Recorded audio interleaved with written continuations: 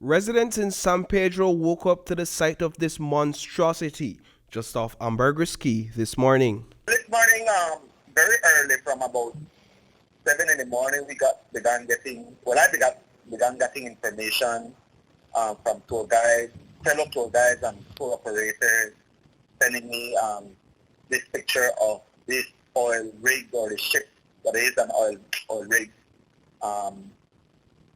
in front of Ambergris Key. So as it came closer to Ambergris Key and into the populated area, we became concerned.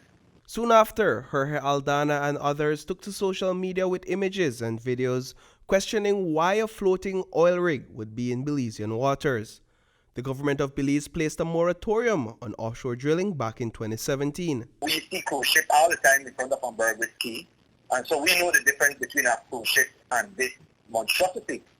And so we began organizing ourselves. We began asking what it is. Some of our colleagues went out there.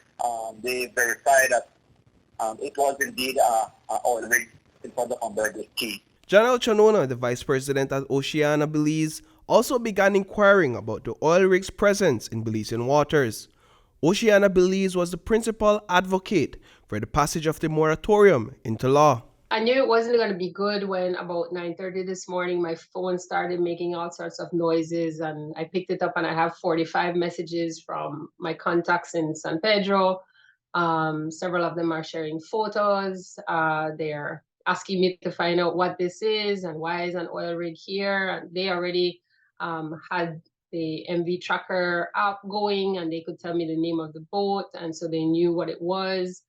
And I was grateful I was sitting down. I was as shocked as they were, and just really concerned of, what is happening.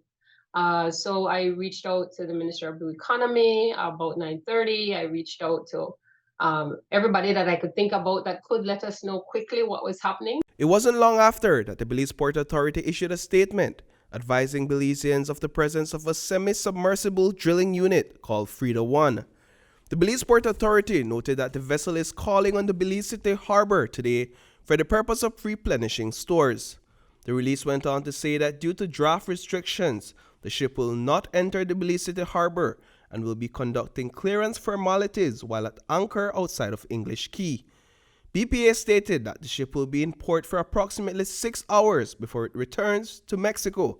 Finally, we got through to the port authorities, and so we reached out back to Ambergris today, who had initially posted the first set of photos, and we said, okay, here's, you asked us to help with information, and here's what we found out, that it was a rig, it is in Belizean waters, and then we were able to subsequently update that the port was saying that it was, transiting, and it was going to head back out because of a legal issue on the Mexican side.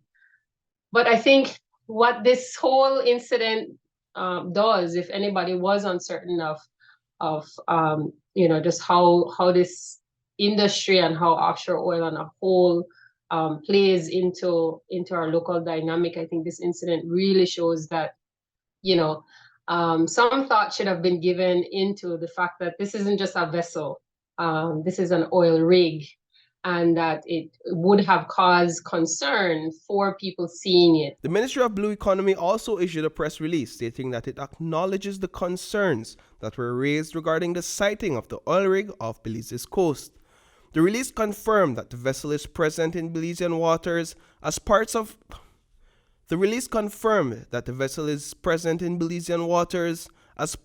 its relicensing exercise with Mexican authorities.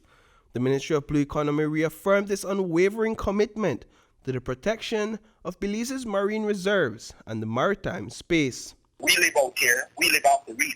The reef is the primary source of livelihood for most of us. Well, most of us on the shores of Belize and on the island.